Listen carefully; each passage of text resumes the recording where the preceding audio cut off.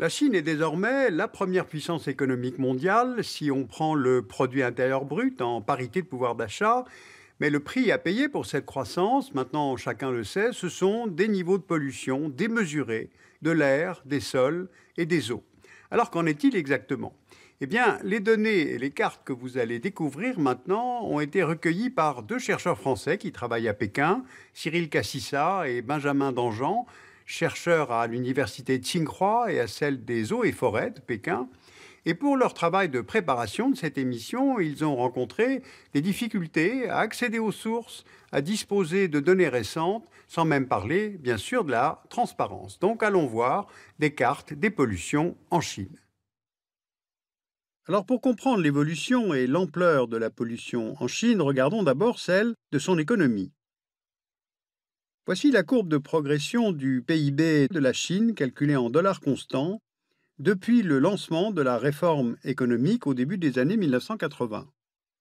En 30 ans, ce PIB a été multiplié par 20 et il est en 2013 de près de 5 000 milliards de dollars, ce qui place désormais la Chine au deuxième rang mondial derrière les États-Unis. Maintenant, regardons la courbe de progression des émissions de CO2 de la Chine en millions de tonnes pour les mêmes dates. On voit qu'il y a corrélation avec la courbe du PIB. L'évolution est impressionnante, surtout depuis les années 2000. Et si l'on ajoute maintenant la courbe des émissions des États-Unis, on constate que la Chine les a dépassées à partir de 2007 et devient ainsi la première puissance émettrice de CO2 au monde. D'où les efforts de la Chine pour corriger le mouvement et les enjeux majeurs de la conférence de Paris sur le climat de décembre 2015. La croissance économique entraîne une demande accrue en énergie, une pollution de plus en plus importante, et cette pollution dépend du type d'énergie utilisée. Donc, allons voir la répartition des sources d'énergie primaire utilisées en Chine pour assurer cette croissance. Voici la part du nucléaire, du renouvelable, c'est-à-dire solaire, éolien, le gaz naturel, l'hydroélectricité, le pétrole, et maintenant la part du charbon. Ainsi, 77% de l'énergie primaire utilisée en Chine vient du seul charbon, ce qui est considérable. Après les États-Unis et la Russie, la Chine est le troisième pays au monde en termes de réserves de charbon. Eh bien justement, allons voir où sont ces réserves dans le pays. Voici la carte des gisements de charbon sur le territoire, et voici les provinces où se trouvent les plus grandes réserves, c'est-à-dire plutôt dans le nord de la Chine.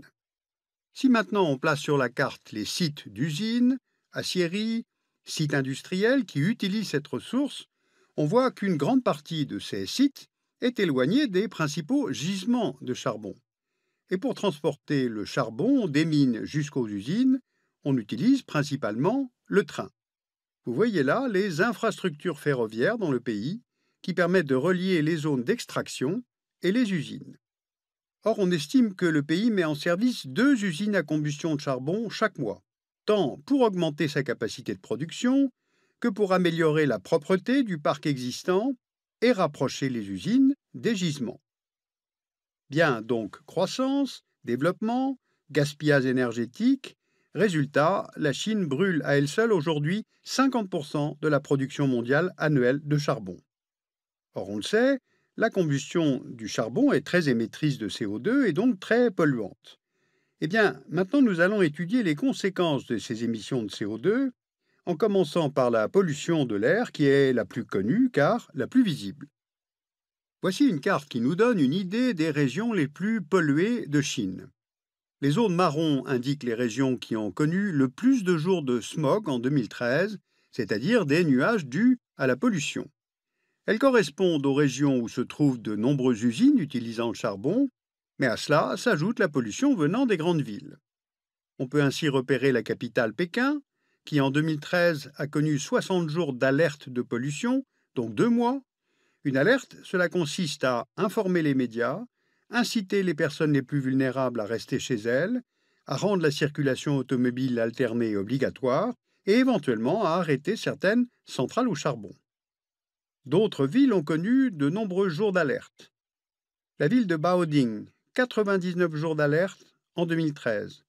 Shijiazhuang, 119 jours. Ou encore Qingtai, une ville de 7 millions d'habitants, qui a connu jusqu'à 129 jours d'alerte en 2013, soit plus de 4 mois. Eh bien, au total, ce type de smog peut aller jusqu'à toucher 17 provinces du pays sur 28, ce qui ferait environ 600 millions de personnes, soit près de la moitié de la population de la Chine.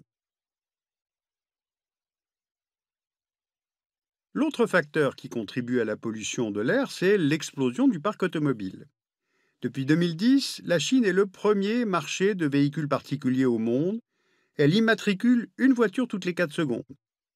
On est en 2015 à 75 millions de véhicules particuliers et en 2020, ce chiffre pourrait tourner autour de 230-240 millions de véhicules.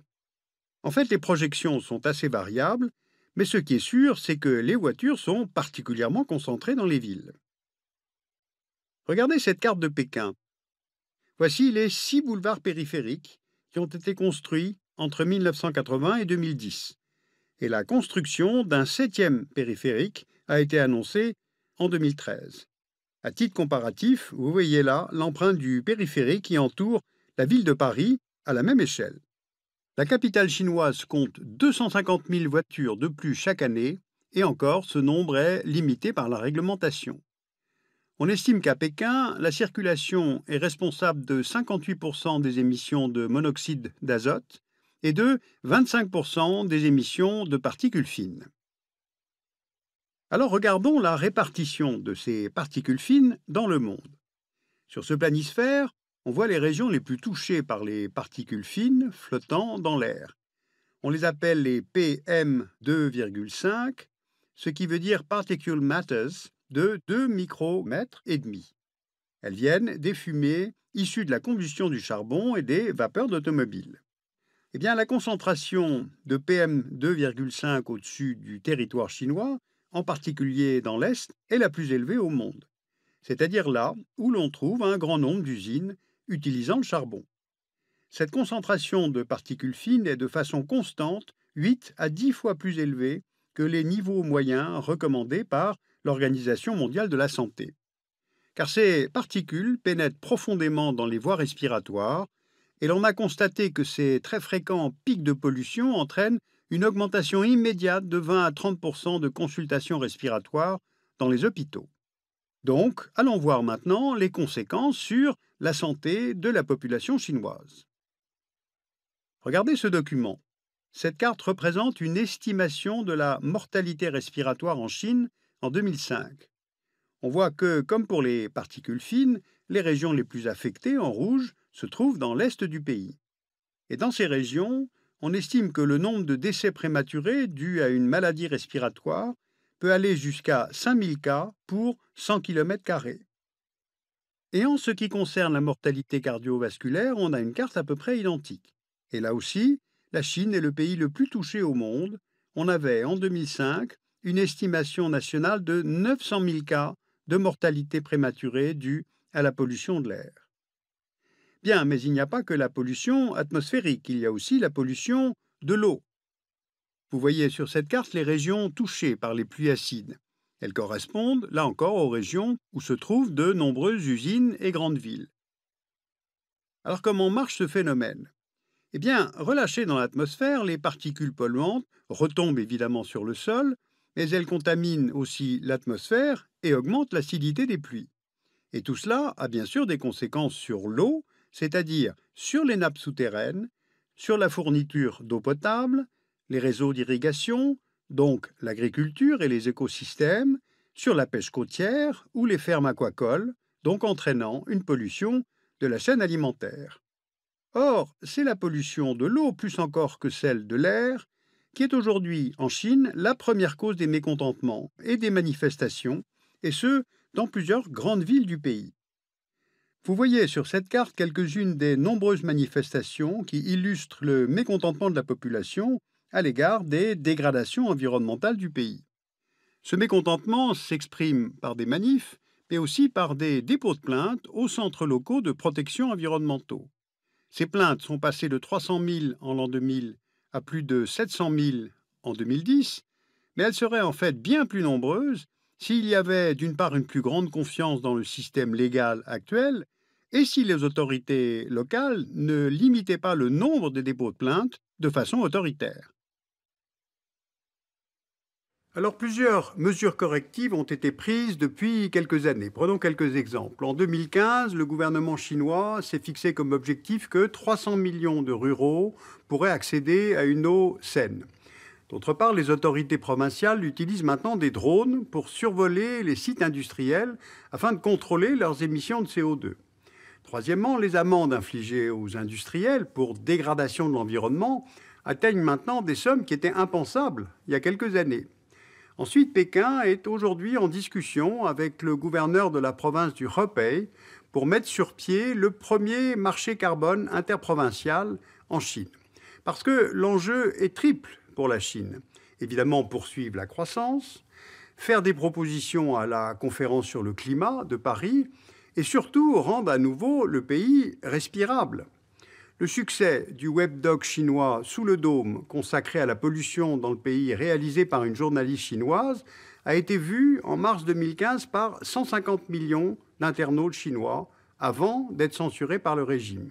Eh bien, cela indique que les manifestations à venir contre la pollution pourraient sérieusement créer de l'instabilité dans le pays et donc menacer le Parti communiste chinois.